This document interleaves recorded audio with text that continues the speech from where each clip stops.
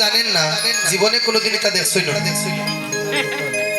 হইতাম নি গো গীতা কুম্ভ হচ্ছে কলসি কলসি দেখছই নি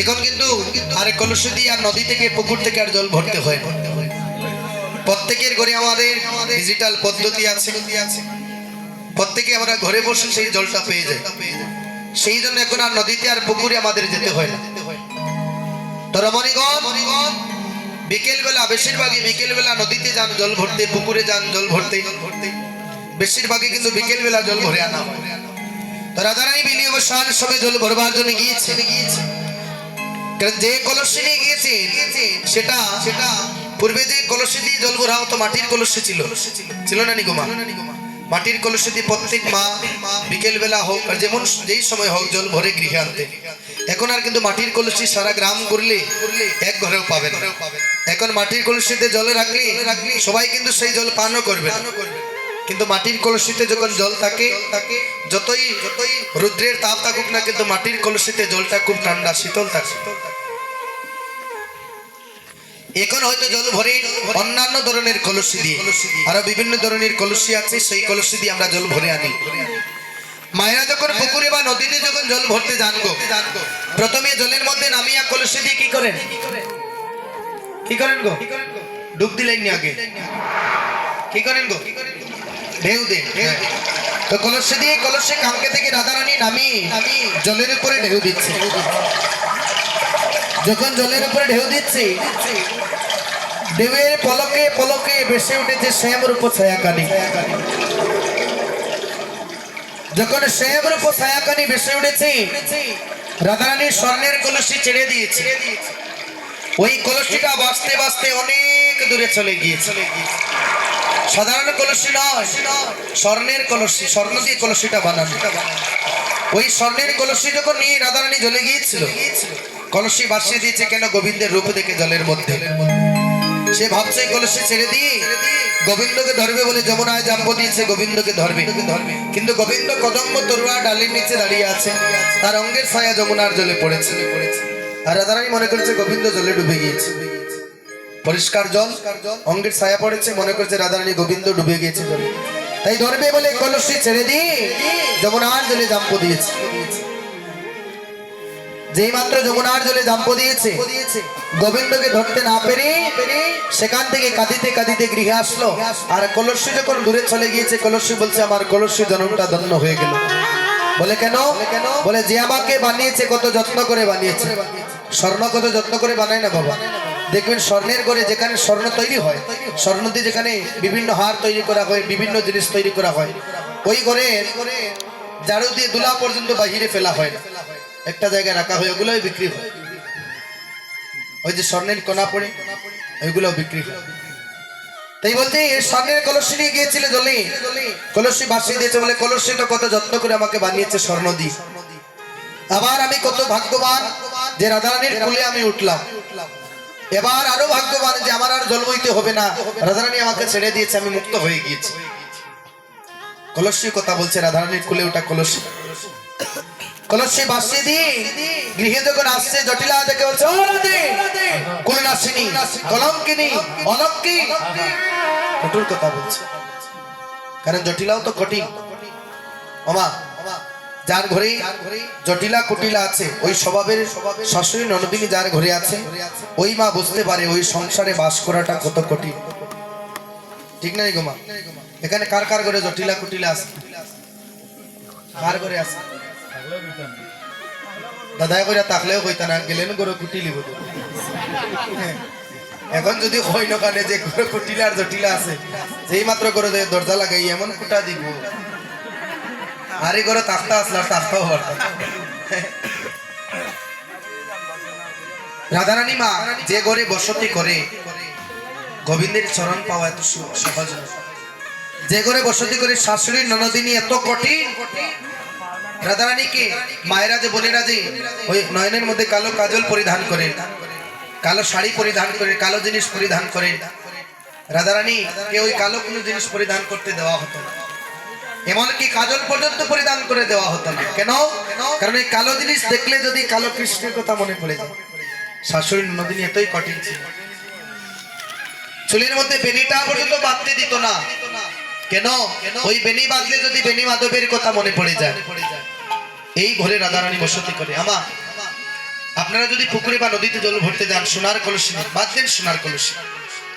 এখন যে কলসি আমরা ব্যবহার করি সচরাচর, ওই কলসি নিয়ে যদি পুকুরে যান, আর ঘরে যদি জল্লাদ শাশুড়ি থাকে, জল্লাদ ননদিনী থাকে, আর আপনি যদি কলসি হারিয়ে ফেলেন, শাশুড়ি ছাড়ি দিব নি আপনারে?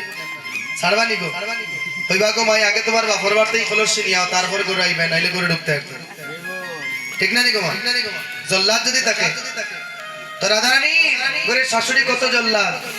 একটা গান আছে না নি, আমরা বিয়ে বাড়িতে পরিবেশন করি, এমনও যন্ত্রণার মাঝে কেমন করে রই গো, শুনছনি গো প্রাণ সজনী বাঁশি বাজে ওই গো। সব সখীগণ সঙ্গে আমরা জল ভরিতে যাই গো, আর পিছলা ঘাটে আষাঢ় গাইয়া কিদা গো, আমারই দাদা করে খবর ভাঙ্গি যায়। উনি কিন্তু শুনছেন হয়তো আমাদের, আমরা যে অনুসার কীর্তন করি, শুনছেন কীর্তন বলো না নি দাদা? হ্যাঁ, মাঝে মাঝে কই তো ওইগুলো কেন কই জানেন নি? একটা গান শুনছি ইউটিউবে, বেশি দিন নয়, মাসখানেক আগে গানটা শুনছি। যখন ইউটিউবে শুনেছি, আপনারা সার্চ দিলে পাবেন, এমন যন্ত্রণার মাঝে গানটা সার্চ দিন, খুঁজে পাবেন একটা গানের মধ্যে যে বলতে পিছলা ঘাটে আষাঢ় গাইয়া কোমর ভেঙে যায়, গান রেকর্ড করেছে। আচ্ছা, পরের পদ নানি যে বাপের বাড়ির ঘরের পিছে কুমারী আর আঠি গো, নাইয়ের গেলে আনিয়া দিমু হীরার কলসি। পরের পদ যে উনি গাইলে কি বুঝে গাইলে? কোমর যদি ভাঙে দেয় বাপের বাড়িতে কিন্তু কোমর আনতেন কি? হ্যাঁ, তাহলে একটা যে মুরব্বীর একটা কথা বললেন, অর্থ না জানিয়ে বর্ত করলে হইতো না। তেমন যদি না বুঝিয়ে কোনো গান পরিবেশন করেন, তাহলে মানুষ আপনাকে লজ্জা দেবে। দেখুন, উনি যদি ওই গানটা যদি না শুনতাম, তাহলে কি আজকে এই কথা বলতাম? ওনার নাম বলবো না, নিশ্চয় উনি শিল্পী, এই জন্য রেকর্ড করেছে। হ্যাঁ, কিন্তু কথা হলো প্রত্যেকটা গান বলুন, কীর্তন বলুন, যে কোনো জিনিস আপনি যদি শুদ্ধভাবে পরিবেশন করেন, সবাই আপনাকে, কেউ আপনাকে কোনো এক্সট্রা কোনো কথা বলবে।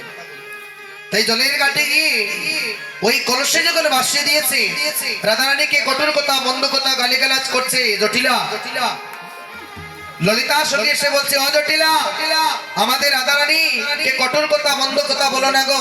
আমাদের রাধারানী এবার কঠোর কথা, মন্দ কথা শুনে অভ্যস্ত নয়। আচ্ছা, রাধারানী সখী কয়জন গো? কয়জন গো মা? 8 জন সখী। তো 8 জন সখী যে বৃন্দাবনে আছে, তারা রাধারানী যখন বিয়ে হয়েছিল, কার সঙ্গে রাধারানী বিয়ে হয়েছে? আয়া, খুব ভালো আপনারা বলতে পেরেছেন। আরেকজনকে কইলাম আরেক জায়গায় যে রাধারানী জামাইর নাম কি, তা কয় কৃষ্ণ।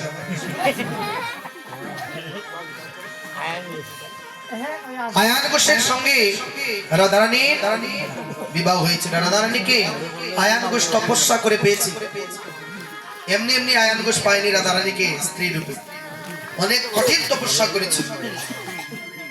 ওই কঠিন তপস্যা করে নারায়ণের কাছে আশীর্বাদ চেয়েছিল। নারায়ণ আশীর্বাদ দিয়েছিলেন, তথাস্তু, তুমি পাবে দাপরে, তুমি হবে আয়ান ঘোষ, লক্ষ্মী দেবী হবে রাধারানী, তুমি পাবে, কিন্তু তুমি নপুচ্ছদ হয়ে জন্ম নেবে। তুমি আয়ান ঘোষ হবে, দাপরে তুমি রাধারানীকে পাবে। রাধারানীকে স্ত্রী রূপে পেয়েছে। তো রাধারানী যখন গিয়েছে, বিবাহ যখন হয়েছে, সখীগণ সঙ্গে গিয়েছে। রাধারানী যেখানে বিয়ে হয়েছে, ওইখানে সখীগণও গিয়েছিল সঙ্গে, যারা সখী ছিল। এখন যাইবানি না, বান্ধবীর বিয়ে হইলে বান্ধবীর বাড়ি যাইবানি, জীবনেও যাইতাম, গেলে 1 দিন 2 দিন থাকি ওখান থেকে। তাহলে যারা সখী শাস্ত্রে চান বান্ধবীর সঙ্গে, আর ওই বান্ধবীর সঙ্গে একলগে চলে যাবেন, আর এখান থেকে আর কোনোদিন আসবেন পারবানি, তাহলে জীবনে কোনোদিন সখী সাজবার চিন্তাও করবেন। যখন ললিতা বলছে, ও জটিলা, আমাদের রাধারানীকে কঠোর কথা বলো না গো, কঠোর কথা বলো না। আমাদের রাধারানী কঠোর কথা শুনে অবস্থ নয়। আমরা যদি কি বিশ্ববানু রাজাকে বলি, তোমার স্বর্ণের কলসি হারিয়ে ফেলেছে রাধারানী, গিয়ে যদি বলি হীরার কলসি তোমায় বানিয়ে দেবে, তাই তুমি আমাদের রাধারানীকে কঠোর কথা বলো না। মহাজন বলে, রাধারানী যে জিনিস হারিয়েছে, দামি জিনিস তো হারিয়েছে রাধারানী, তো দামি জিনিস হারিয়েছে, কিন্তু রাধারানী ওইটার জন্য কাঁদছে না গোমা, ওই স্বর্ণের কলসির জন্য কাঁদছে না। কাঁদছে কি জন্য? ওই যে গোবিন্দকে ধরতে পারেনি বলে কাঁদছে। ললিতাকে বলছে, সখী রে, আমার তো ওই কলসির কথা একদম মনে নাই, আমি যে কলসি হারিয়ে ফেলেছি। তাই তো মহাজন বললি কেউ যদি অধিক মূল্যের সম্পদ পেয়ে যায় তাহলে অল্প মূল্যের জিনিসের কথা মানুষ একদমই ভুলে যায়। ধরুন এখানে আমার সঙ্গের মধ্যে যে যন্ত্রগুলো বাজছে, এখানে একটা কিবোর্ড আছে। পূর্বে যে কিবোর্ডটি ছিল এটা কিন্তু কম দামি কিবোর্ড ছিল, হয়তো 40,000 টাকার কিবোর্ড ছিল। কিন্তু যেই মাত্র 1 লক্ষ টাকা দামের ওই কিবোর্ডটা আসরে এসেছে, আমি কিন্তু ওইটা বিক্রি করে দিয়েছি। কেন? কারণ মানুষ অধিক মূল্যের সম্পদ পেয়ে গেলে অল্প মূল্যের জিনিসের কথা ভুলে যায়। এটা প্রত্যেকের ক্ষেত্রে। আমি যদি গলায় যদি একটা রূপোর হার পরিধান করি, আর ওই রূপোর হার টাকা যতদিন আমার গলায় আছে ততদিন সেটার মূল্য আমার কাছে আছে। আর যেদিন আমি স্বর্ণের হার বানিয়ে ফেলবো, ওই রূপোর হার কিন্তু হারের মূল্য আমার কাছে কমে যাবে। ওইটা আমি খুলে ফেলবো, স্বর্ণের হার গলায় পরিধান করবো। তাই মহাজন বললেন কেউ যদি অধিক মূল্যের সম্পদ পায় সামান্য মূল্যের জিনিসের কথা ভুলে যায়। তাই রাধারানী অধিক মূল্যের সম্পদ পেয়েছে বলে ওই স্বর্ণের কথা ভুলে গিয়েছে। স্বর্ণের থেকে মূল্যবান জিনিস কে গোবিন্দকে দেখেছে, তাই ধরতে পারেনি বলে রাধারানী কাঁদছে। ললিতার সঙ্গে নির্জন কক্ষের মধ্যে বসে বলছে, অরাধে সত্যি করে বলতো তোর কি হয়েছে? বলে সখী রে আজ যমুনায় যাইয়া স্বামীকে দেখিয়া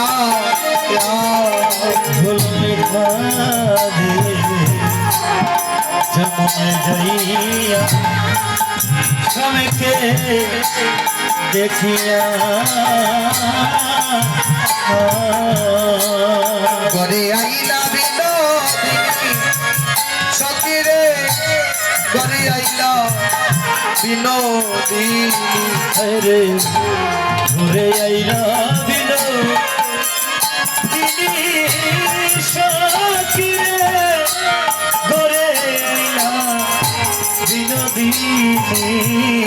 ঘরে বিড়ালে বসিয়া কাঁদিয়া কাঁদিয়া বসিয়া কাঁদিয়া কাঁদিয়া যায় সাবরূপ খানি গো ও ললিতা, যায় সাবরূপ খানি। সমরূপ কানি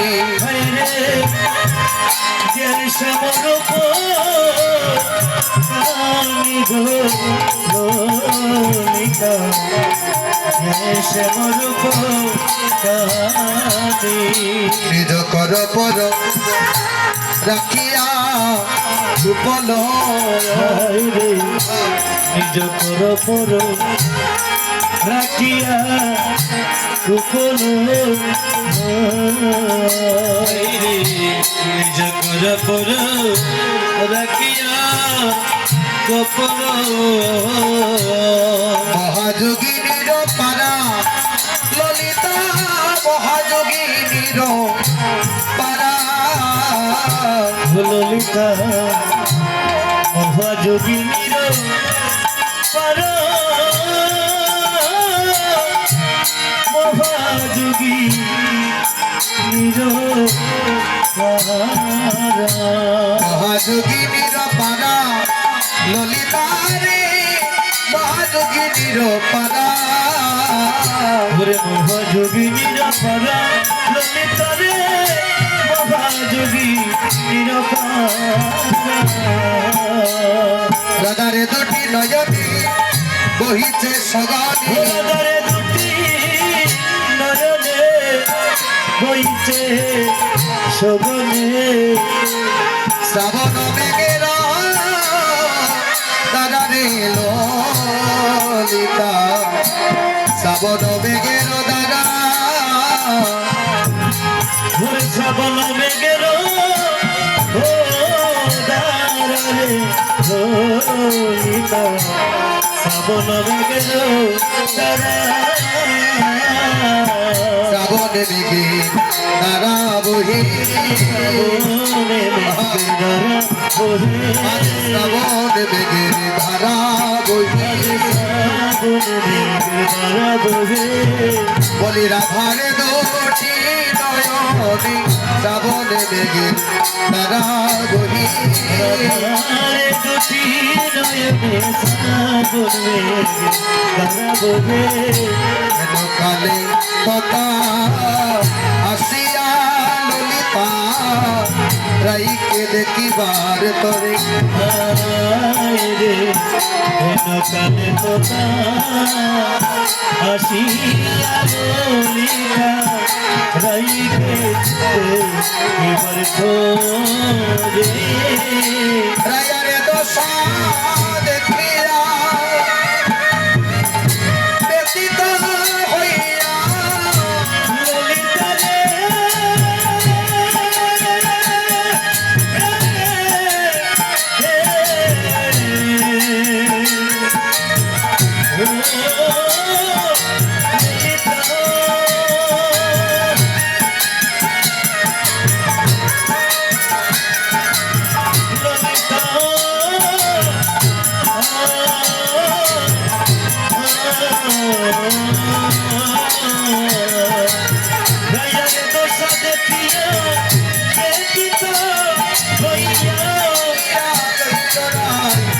রাই কুলে গো অধনি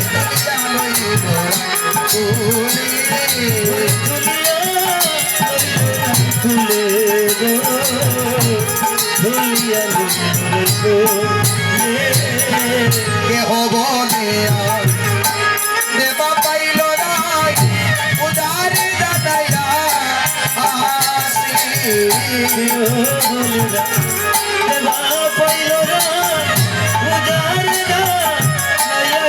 আসি বলে যায় দেবা পাইল রায় পূজারে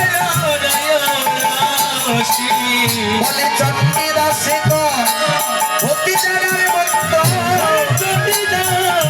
সে বুঝিটা জানার মন্ত্র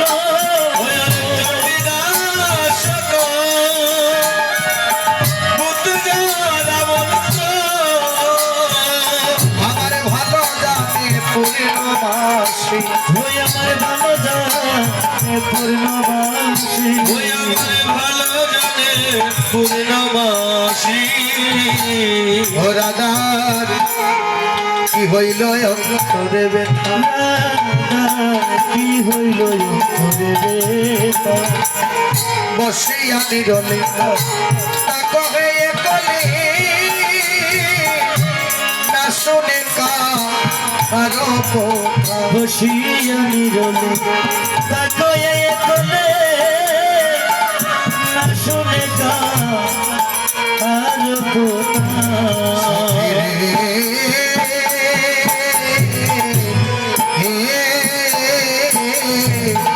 কি হইল অন্তরে ব্যথা সখী রে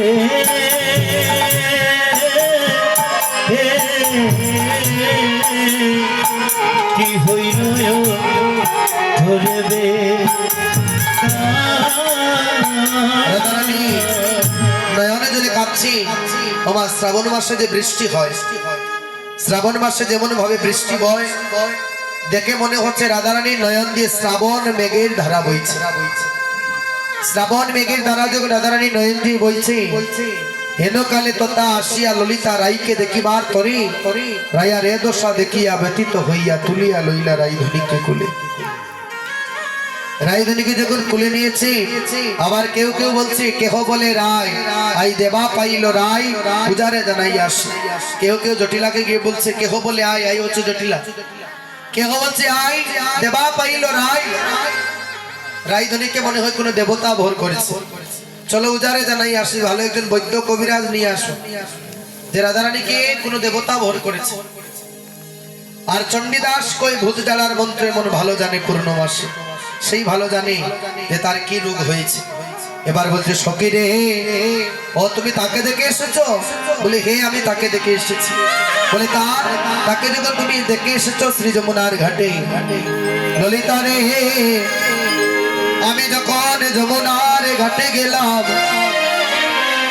আমি যখন যমুনার ঘাটে গেলাম ললিতা রে ওই রূপ দেখে আমার ওই যমুনার ঘাটে ললিতা ওই রূপ দেখে আমার যমুনার ঘাটে ললিতা রে আমি আগে গৃহে ছিলাম ভালো ছিলাম ললিতা কেন আমি ওই যমুনার ঘাটে গেলাম যদি আমি ওই যমুনার ঘাটে না যেতাম তবে তো আমার এই দশা হতো না রে ললিতা রে।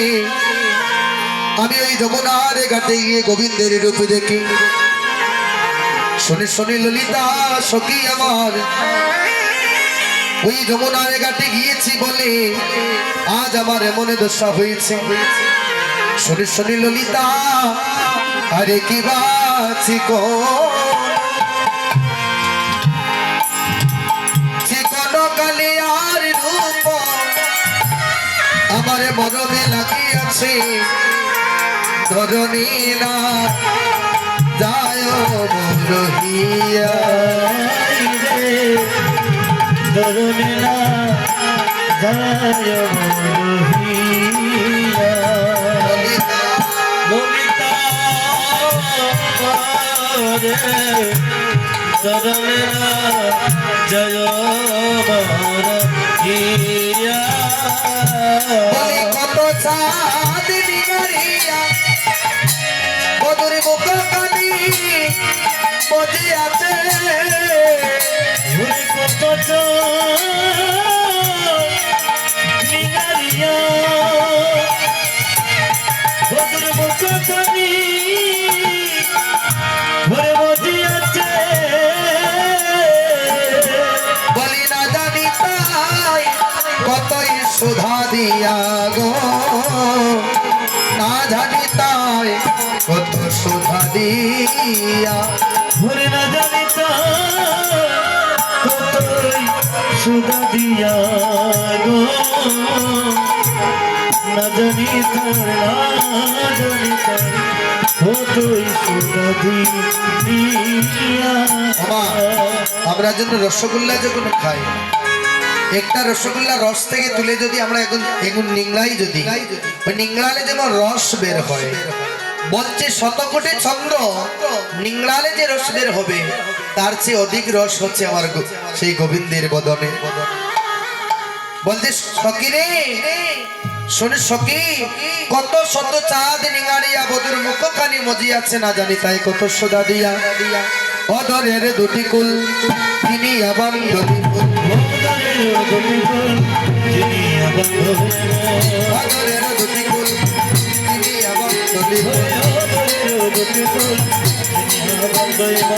কতখানি হাসিতে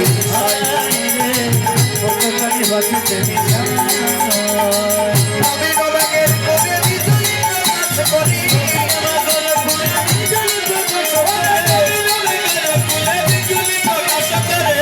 কোলে মজাইয়া পাই ললিতা, রাতে কোলে মজাইয়া পাই।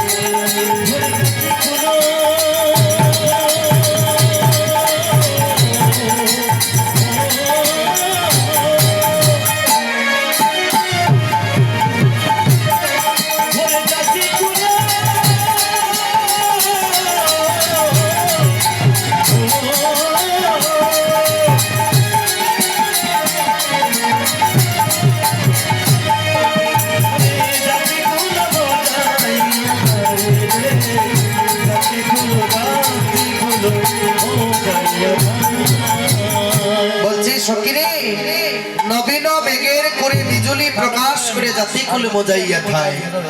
জানিস অন্ধকার মেঘাচ্ছন্ন দিনে যদি অন্ধকারের মধ্যে তাকে রাখা হয়, সেখানে তার রূপের ঝলকে মনে হয় যেন বিদ্যুৎ চমকাচ্ছে। নবীন মেঘের করে বিজুলি প্রকাশ করে আমার জাতি কুলে মজাইয়া খায়। সখী রে, আমি সেই রূপ আমি শ্রী যমুনার ঘাটে ফিরে এসেছি। জানিস সখী, আমি যখন ওই রূপ দেখলাম সেই রূপ দেখে আমার কি হলো জানো? জ্ঞান দাসেতে কই শুধুই সে সুধাময়।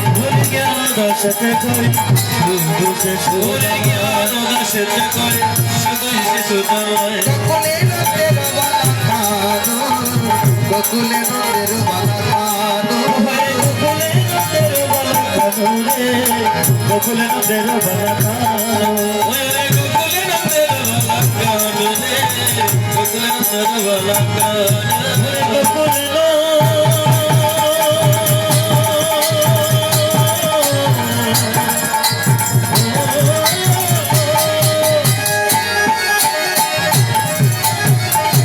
ললিতা রে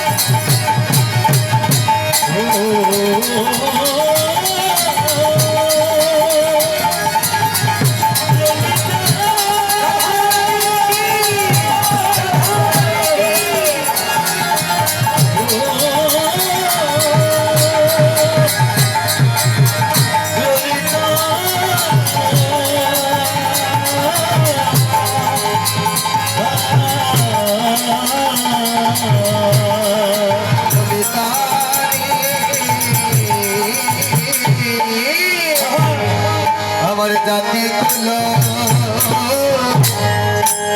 মনাই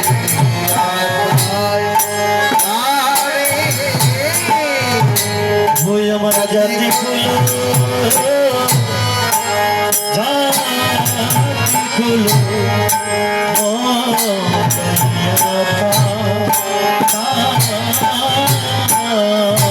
আমি এমন এমন হেরি নাম ললিতা আমি এমন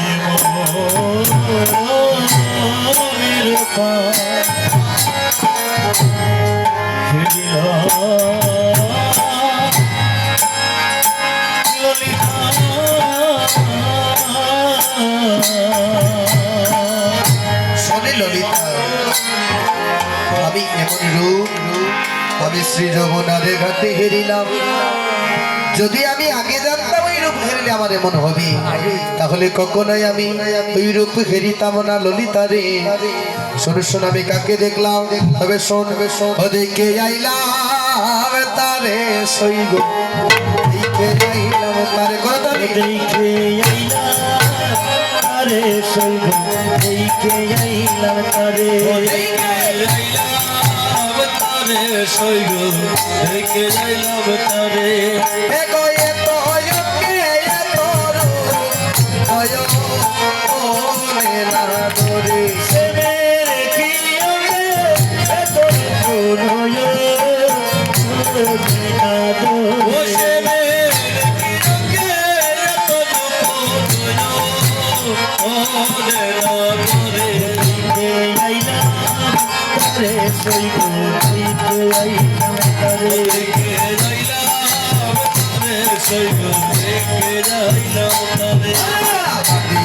বিনোদ ছোড়া জানিয়া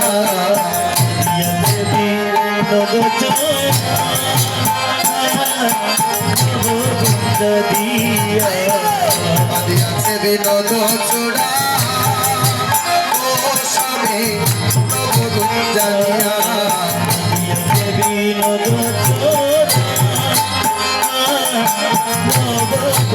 দিয়া ছোড়ার উপরে ময়ূর পাখা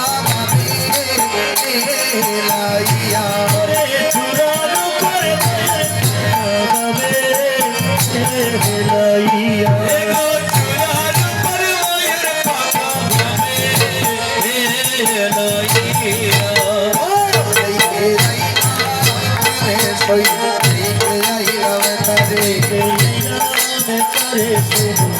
দেখে আইলাম তারে বরণ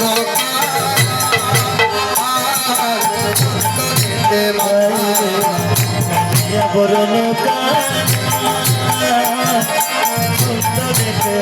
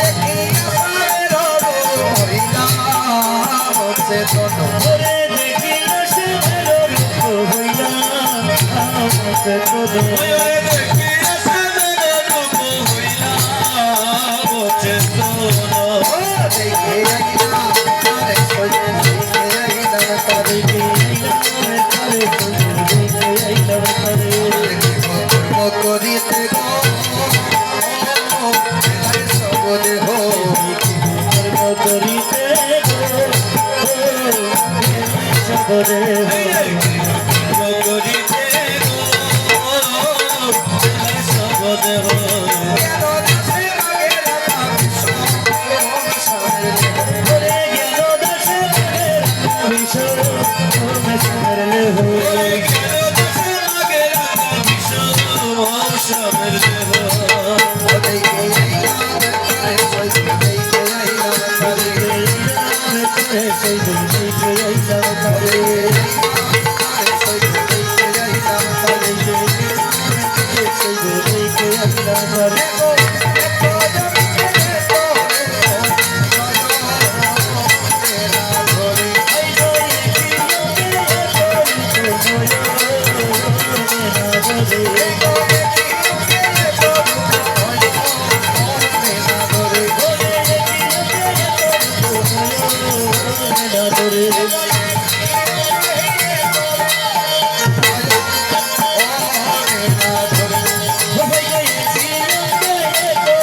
Take